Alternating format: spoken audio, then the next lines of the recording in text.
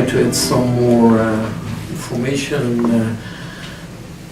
represent a little bit some new ideas or about the situation about the Golan Heights. Okay. And I will start, and maybe I'll also ask my colleague from the Coalition for the Israeli Golan, Dr. Ophir Ivri. He's our chairman of the executive committee of the NGO. This is a bipartisan NGO coalition for the Golan Heights. We promote in Israel and outside of Israel what we think some new ideas about the new situation that is now in the Middle East, mainly in the northern border of Israel in the Golan Heights. And we think that the Golan Heights and the Israeli security challenges vis-a-vis the Syrian border, vis-a-vis the Iranian there, is a key aspect for Israeli security, is a key issue for new policy in Israel, and has to be also a key issue of maybe new thought even here on the Hill about the US interest in the region.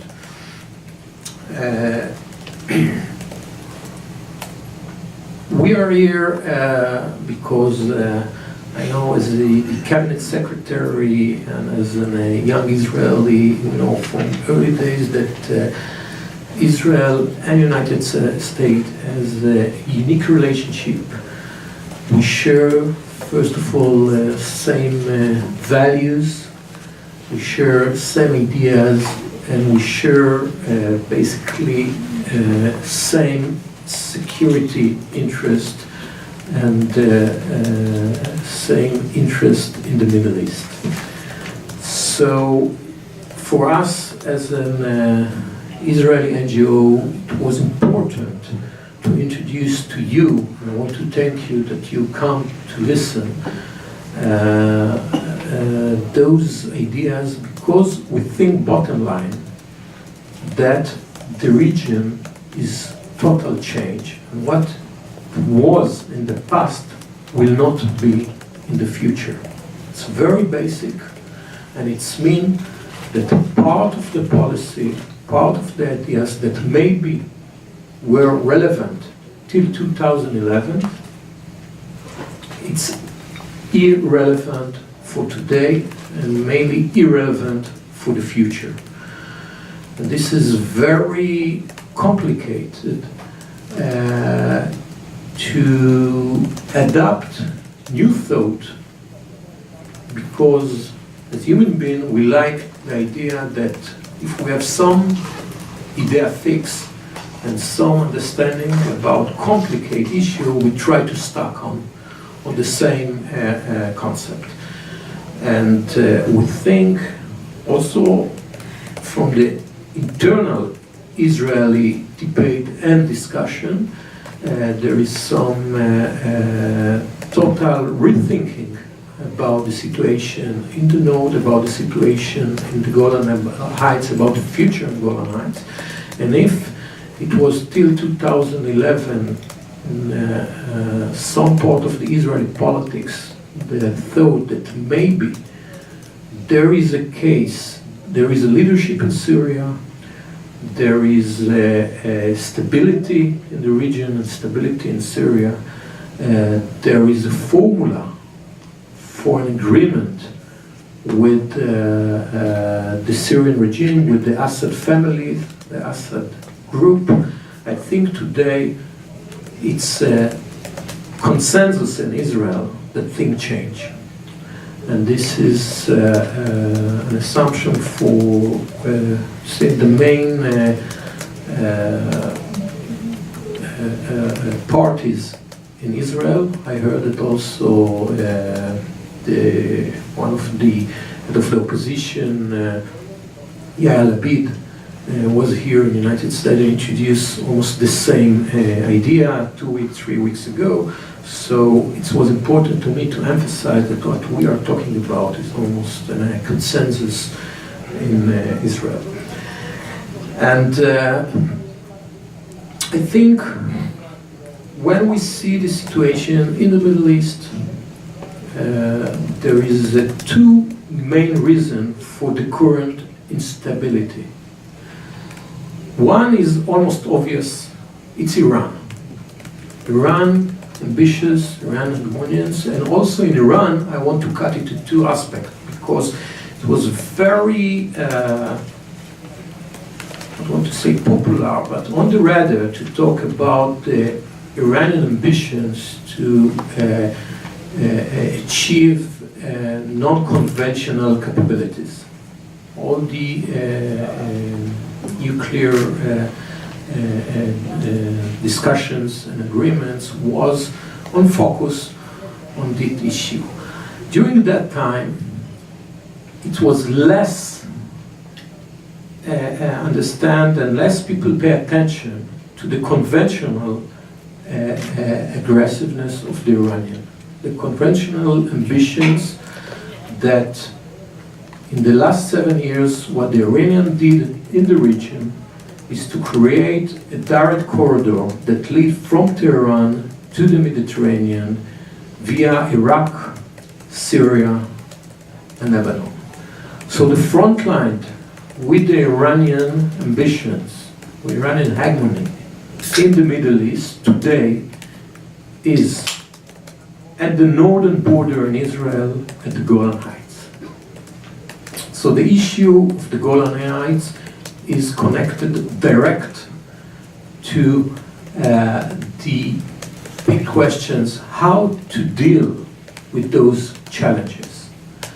If we are talking about the future of the Golan Heights, there is only two options today. Or it will be in Israel, or it will be under Iranian influence. If the Iranian, direct or non-direct, via their troops, together with the Syrian, or by a proxy with the Hezbollah or other Shiite groups, if there will be in those areas, for sure will not be any stability. It's mean that sooner or later, US has to do something of that. It's mean if we are talking about boots on the grounds in the Middle East, in this complicated area, any step that will lead those troops close to the Sea of Galilee, to Israel, it's mean we take risk that we cannot do. It's mean that this will lead to a new war.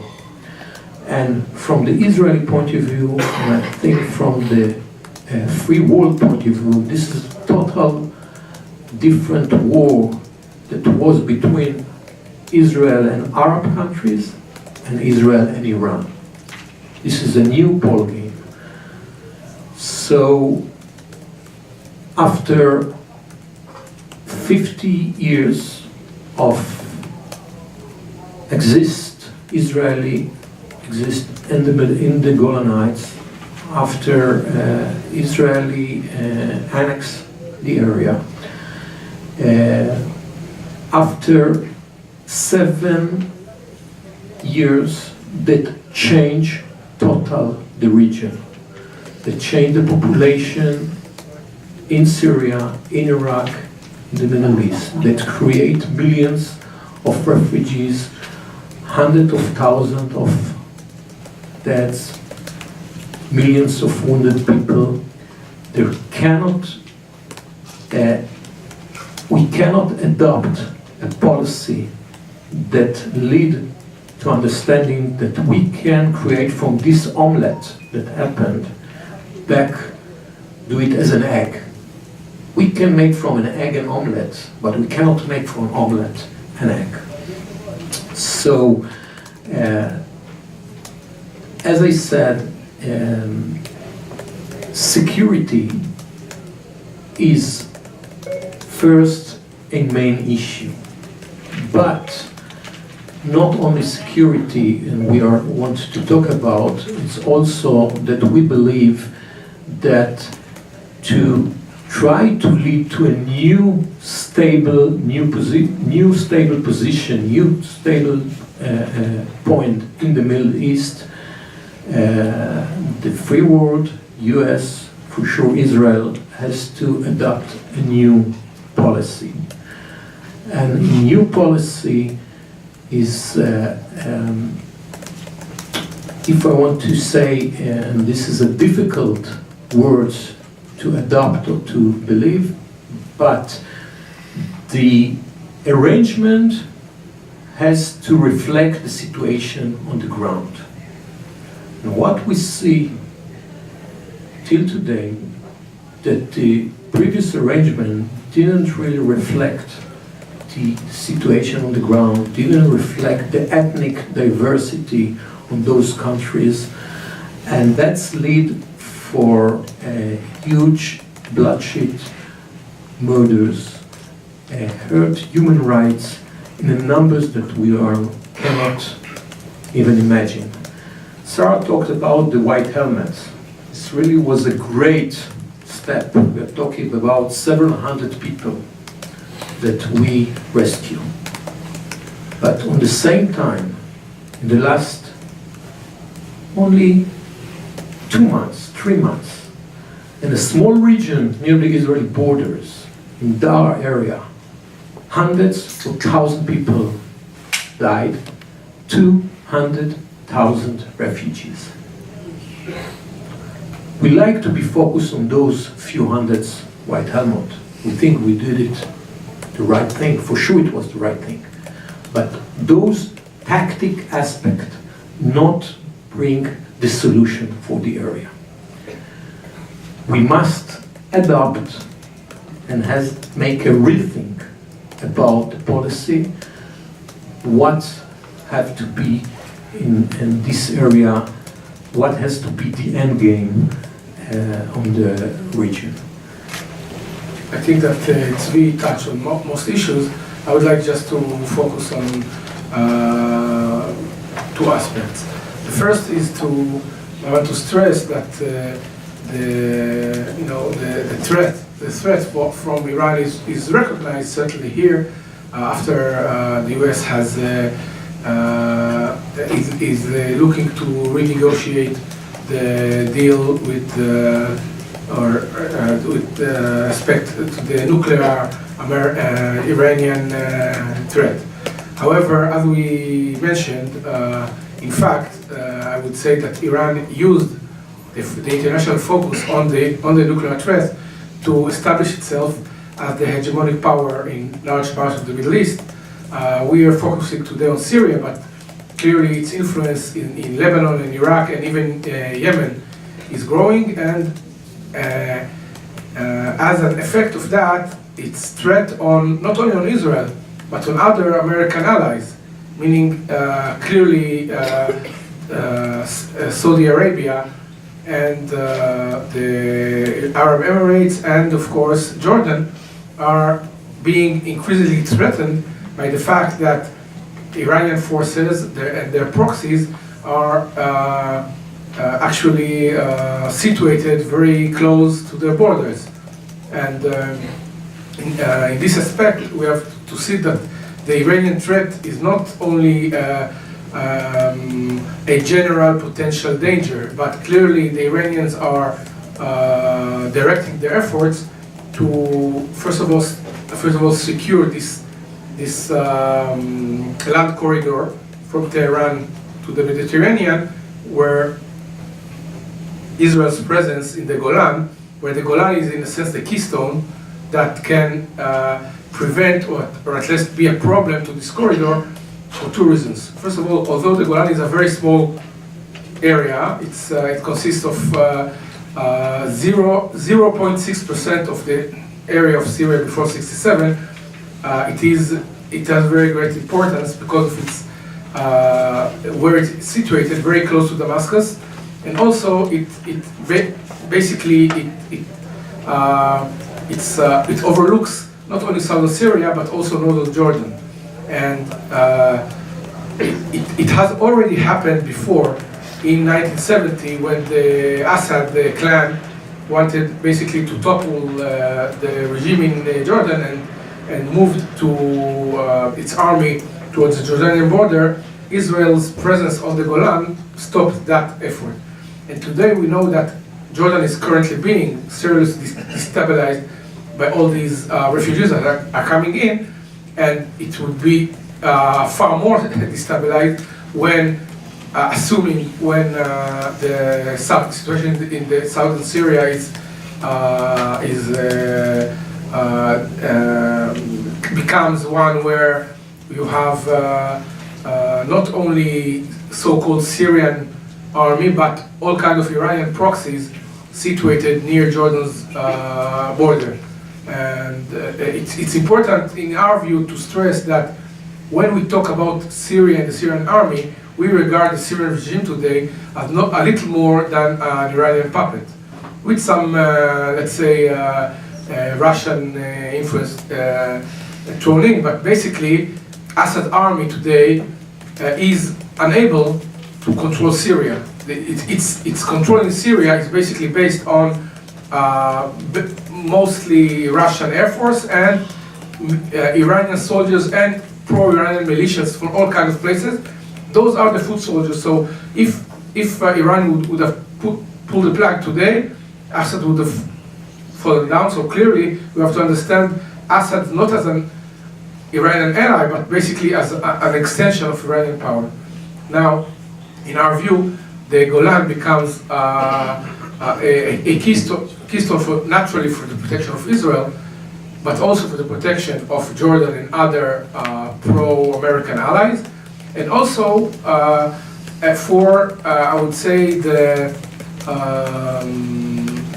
our outlook toward the future of Syria and of the region. And this is because at the moment there is no real direct threat to Israel's de facto control of the Golan. However, we are trying to put forward the idea that now is a good time to for the U.S. to recognize Israeli sovereignty in the Golan, or at least take first steps in this direction. And this is for two reasons. The first reason is that it would send a very strong message toward Iran and Syria and even Russia that what they did and they are doing, and unfortunately may do in the future in Syria, has repercussions. Because otherwise, their idea would be, we kill a million people. We created, millions of refugees in Syria and so on. And basically, we paid no price. So in this sense, American military activities or boots on the ground are far more complex, while recognizing Israel's sovereignty in the Golan has let's say, has the consequence that with very little effort it brings, we believe, a very high return for US interests. Clearly, we believe that the Golan is very different than the case, let's say, of Judea and Samaria, where there is a large Arab population and there are issues of human rights and so on. In the Golan, that doesn't exist. The whole population in the Golan currently is 50,000 people. About half of them are Israeli citizens. The other half are Jews that have the right to be Israeli citizens. And so in that aspect, it's a very easy case. And also we believe that Jordan certainly, but also other US allies like Egypt and Saudi would see that. I'm not expecting them to clap publicly, but they will understand it as a step that is making them stronger against the Iranian threats, and is setting a message that to Iran and to Syria that there are things that you have to pay a price for. And we believe that there is a second important aspect of this recognition of Israeli sovereignty of the Golan is that basically U.S. Policy in the last 2 generations has been based to a great extent on the sanctity of existing borders. Now, there might, for a long time, there might have been some kind of, let's say, rationale for that, in the sense that for most of the post-World War II years, there was a Cold War, and every change in every country might impact the rise of Russia's allies and so on. But on the other hand, we have to remember that this regional system could exist only by dictatorships that basically had to push down every kind of national, ethnic, religious self-expression, because all those countries were created against these regional expressions. Now, since the end of the Cold War, but far more since 2011, what has been happening is that these internal conflicts have been exacerbated and have led to, I would say, the intercommunitarian hatred has been multiplied many times over. And basically what has happened in Syria, in Iraq, in other places, is that there has been a terrible intercommunal, I would say, not even warfare. Many times it's massacres, and the Shi'ite and Sunnis in Iraq and Syria have been and are being moved to various areas, and basically to think that in the future Assad regime could reestablish stability in Syria would mean that there will be constant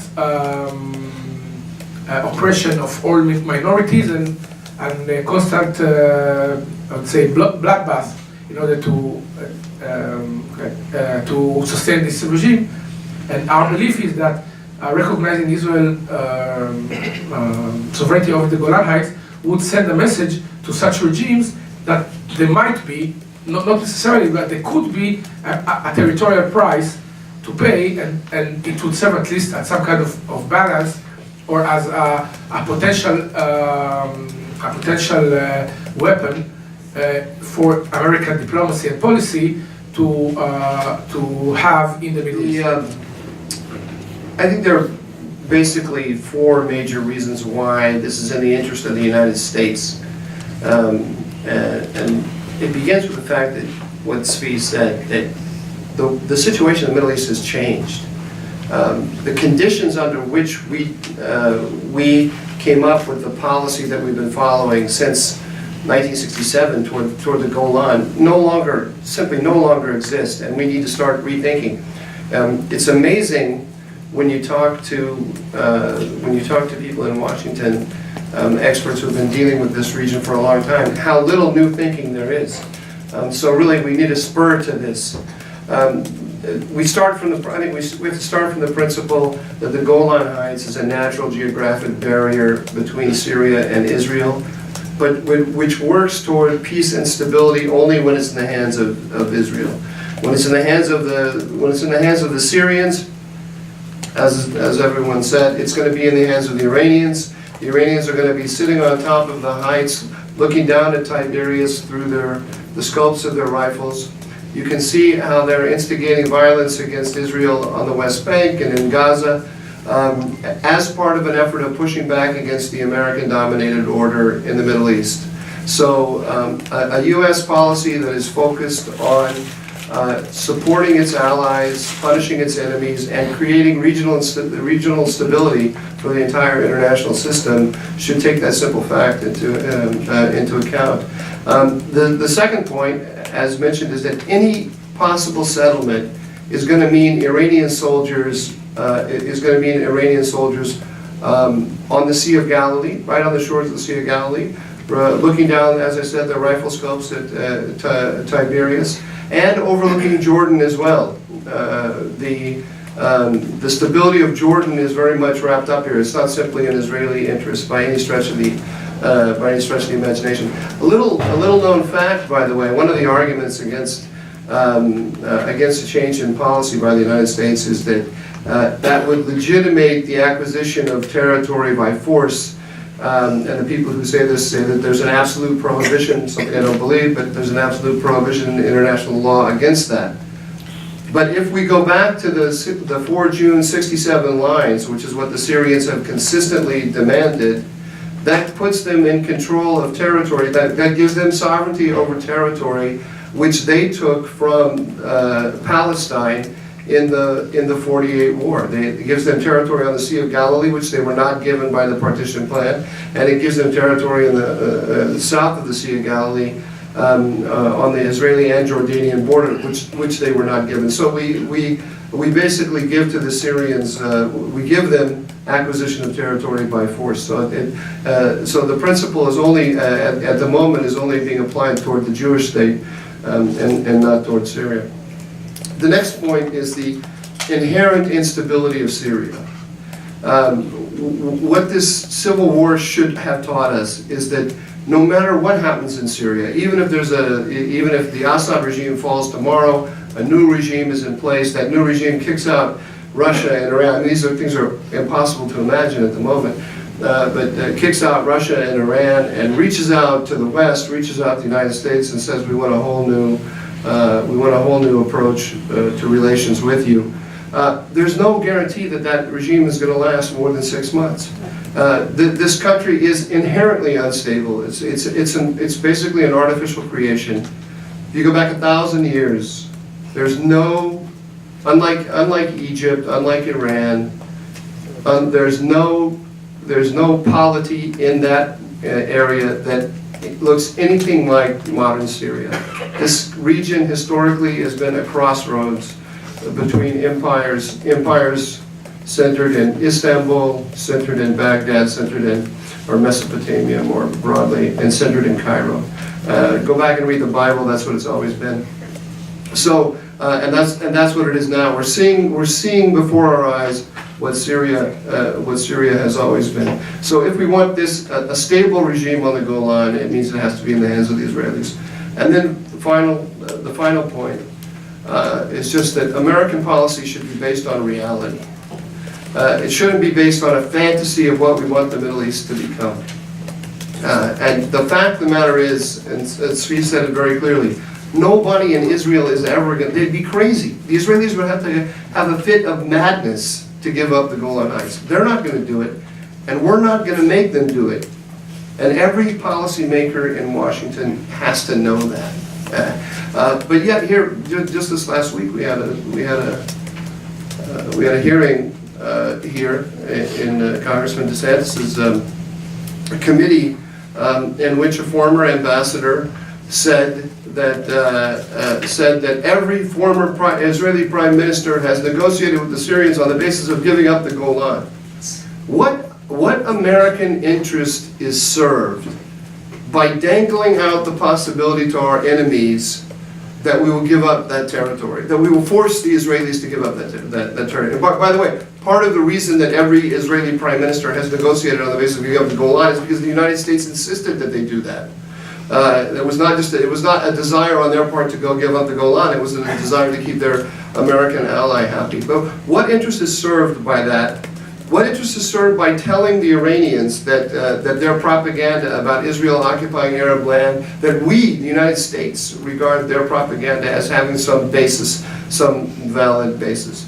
If we, the United States, recognize Israeli sovereignty on the Golan, we'll be sending a very clear message to the people of Syria that the resolution of the Syrian civil war, in order to have the support of the United States, has to be carried out under certain conditions. And I actually believe it's very much in the interest of the Syrian people for the Golan to remain in the hands of Israel. They may not feel that way. I don't know how to poll the Syrian people on this question. They may not feel that way, but it is. Why is it? Because the Iranians and the Russians are willing to fight the Israelis to the last Syrian. They don't care about Syria. They're not concerned about it. They want to use that territory to put pressure on the Israelis and on the American system. And we should do everything we can not to let that happen.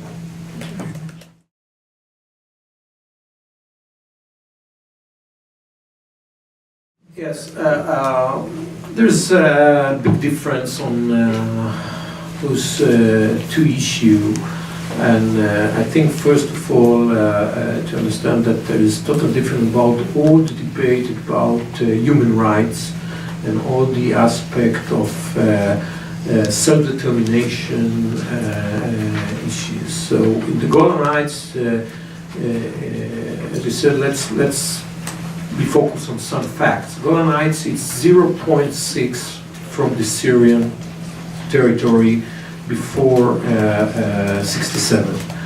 I'm not talking about half of Syria or a third of Syria. Is 0.6. We know that the Turks, with their interest, capture much more land from Syria, during the history also in those times the Turks are in Syria in much vast areas.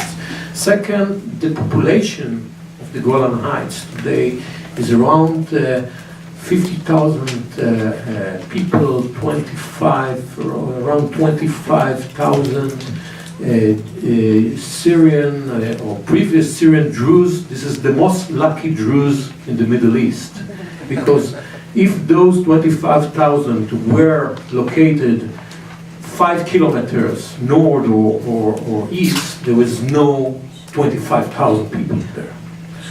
So they are the lucky Druze in the area, and those Druze has the rights for Israeli citizenship under equal rights to as other Israeli citizens.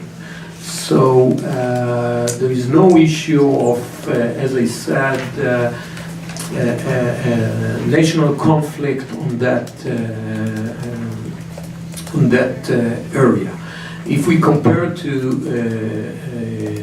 the Palestinian territories, the Judea, Samaria, the West Bank, depends how you call that, we are talking about a challenge, so almost 2 million people there.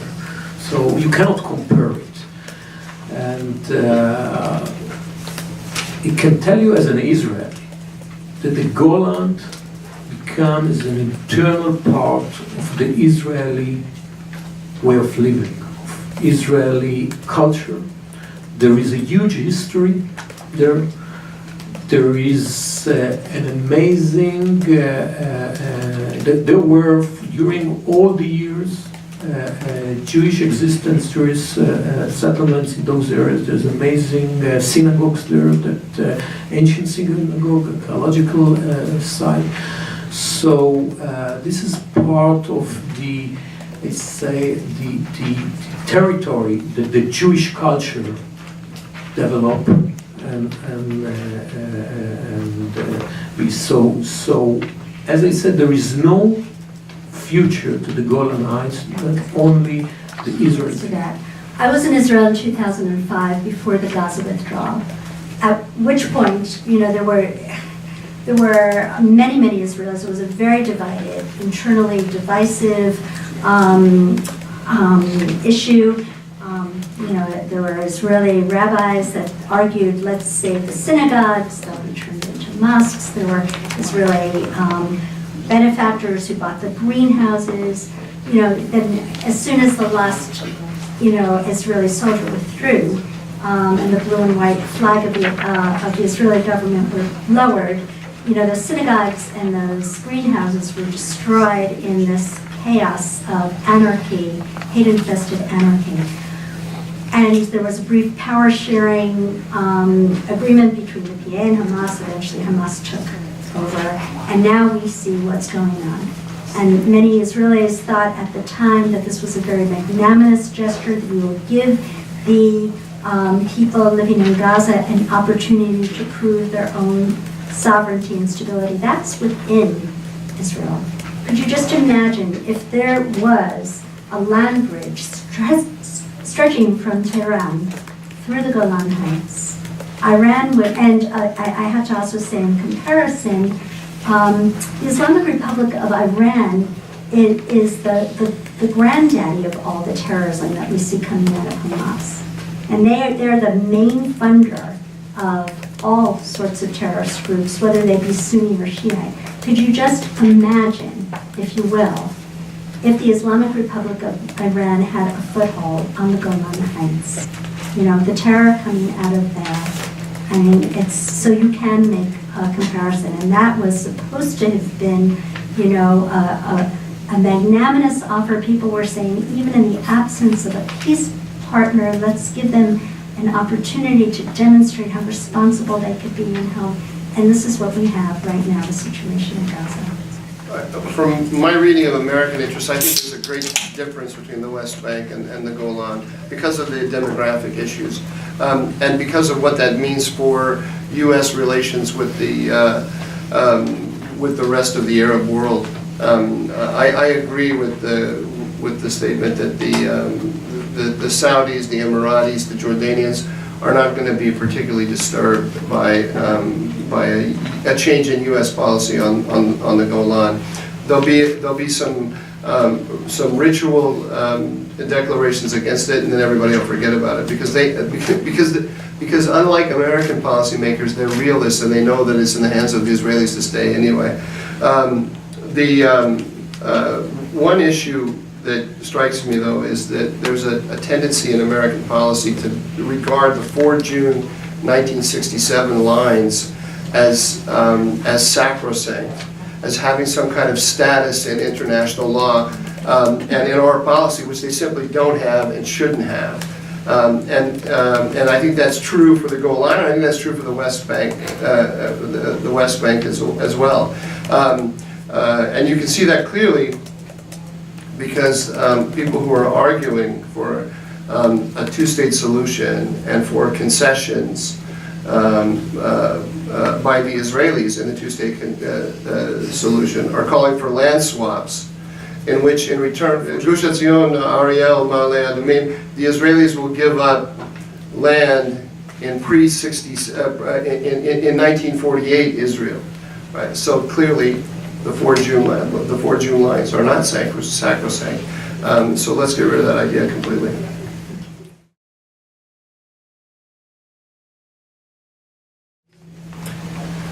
Unfortunately, we said that, you know, historically, the two Muslim states that were in a real peace, in a very strong relationship with Israel were Iran till '79 and Turkey till Erdogan leadership. And this is also an historical lesson to Israel about risk management in the region. Because if we saw those two non-Arab countries, yes, Muslim but not Arab countries, where they Israel lead them, we have to put a question mark about our willing to take risk in the region. And if you're talking specifically about the Turks, the Turkey under Erdogan leadership play a very problematic role inside Israel, inside the West Bank, inside Jerusalem, and also in Syria. They support the extreme Sunnis groups. So they are not, as I said, help the stability of the region. The main issue, the main interest in Syria is the issue of the Kurds. Mm-hmm. And if we are talking about the understanding that to create stability in the Middle East, the borders and the arrangement have to be relevant to the situation on the ground. We see the Kurds as the ruling third part of Syria, what we call Syria. That means there is no real Syria country. We see that the democracy or human rights aspect develop in those areas. And those who most afraid from the develop in the Kurds area in Syria are the Turks. So, as I said, when we're talking about new policy in the area, in the Middle East, we have to take under consideration also the Kurds issue. And bottom line, you know, sooner or later, they have also to recognize their interest, their rights, the rights for kind of, I don't know, under federation, confederation, or even self-determination in those areas of the future. Yeah, just the Hauser-Duran alliance is about to break apart on the Kurdish question. But maybe we can find a basis for agreement, because Erdogan is ideologically hostile to Israel. There's no doubt about that, and And to the United States. well, I don't know. I represent those 7 people in Washington who are concerned about trying to find a new arrangement with Erdogan, and because I believe that we have aligned ourselves with the PKK. It was a tactical decision that we made without thinking about its strategic ramifications, and that's the main beef that he has with us.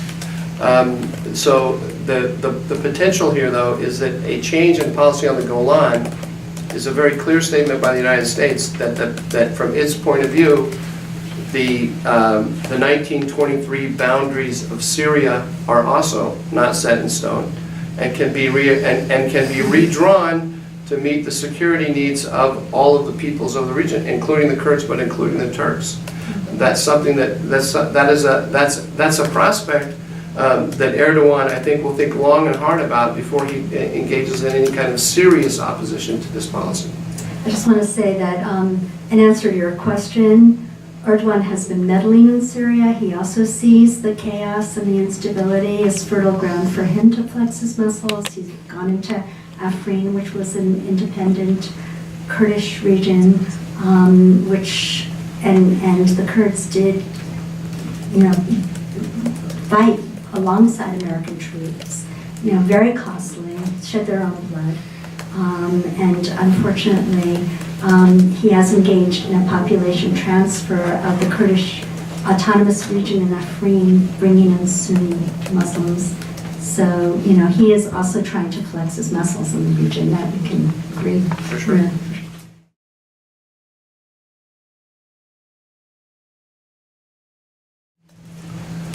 I seriously doubt that we would ever get Putin to agree that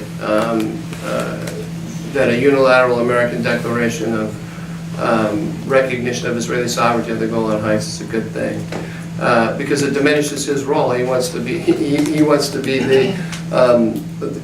the great power supporter of whatever entity on the other side is going to negotiate with the Israelis, and the new policy would say there's not going to be any negotiation. So I doubt that. I mean, the recognition of the Golan is really just the recognition of the 74 line.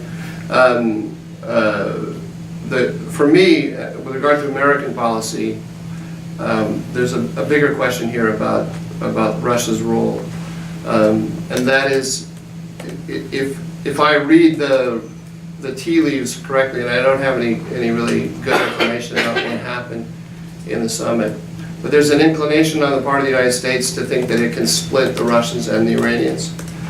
Israeli policy is kind of based on that as well. To put it crudely, Israeli policy, to put it in simplistic terms, the Israelis have been sending a message to Putin that they can topple Assad, and if he wants to, and that they will do that if Iran continues to cross their red lines in Syria. And if he wants to keep Assad in power, then he better put pressure on the Iranians not to cross Israel's red lines. It looks to me like the Trump administration is buying into that concept a little bit. The problem with it is that Russia, in my view, Russia cannot control Iran.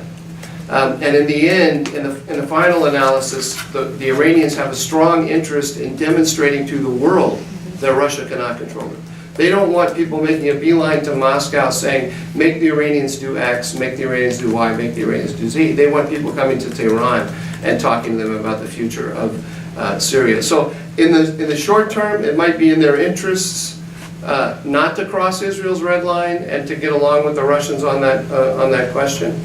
But sooner or later, if Syrian government troops take control of Syria up to the line on the Golan, the Iranians are going to follow. And that's one of the major reasons why I think we're all saying that the United States should recognize Israeli sovereignty.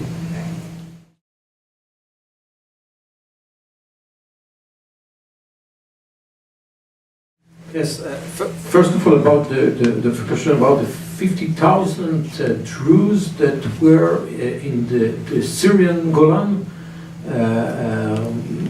Again, these 50,000 Druze that you say in Europe is a part of several millions. If you are talking about refugees that were in the region that will back to the Syrian Golan Heights, that there were as a part of new arrangement in Syria, we have to see the big picture. First of all, Israel has nothing against the Druze in Syria. We believe, and I'm talking about personally myself, that in the long run we have to think about coalition of minorities in the Middle East. You see, this is not only the Druze, we saw other minorities that share the same challenges in this region. And Israel is a strong country that,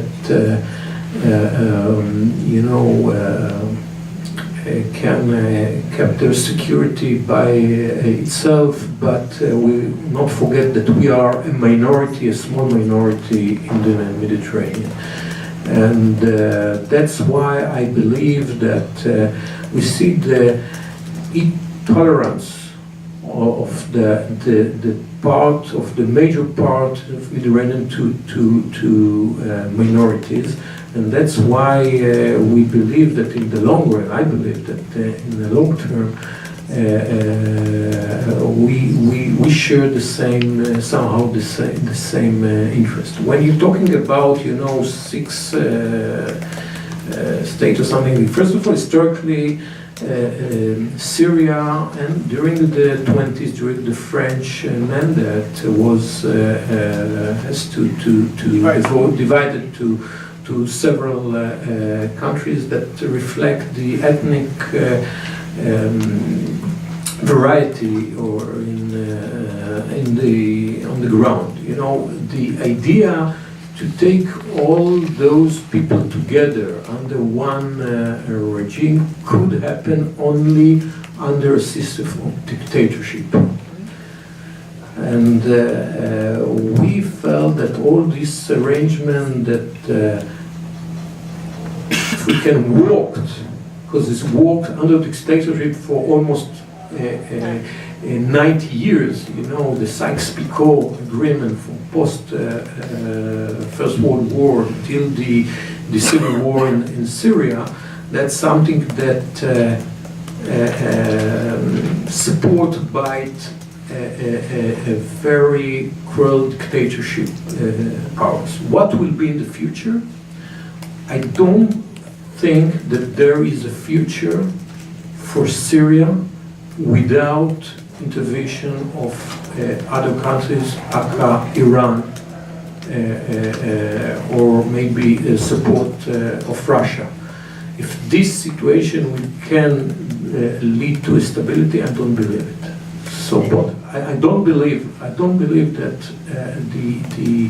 existence of the Iranian in the Syria that support Assad as a puppet regime will bring a stability for the long term. So I believe that we will see in the next generation, and especially after what's happened in this region, that hundreds of thousands of people killed, family killed each other. You know, this I see it as an effect like an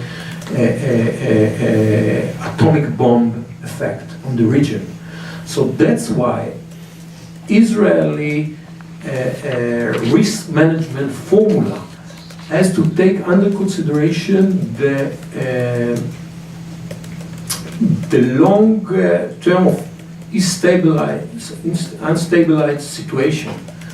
And that's what we lead to us to understand that after 50 years of Israeli existence in the Golan, we cannot see a different situation in this area than another 100 years of instability situation, and that is mean Israel must stay in the Golan Heights. We don't know about what will be the technology, what will be in the future, but for sure this is not something that you can, you know, make kind of peace talks and people will gather again, refugees will come back, and Syria will be flourish. This is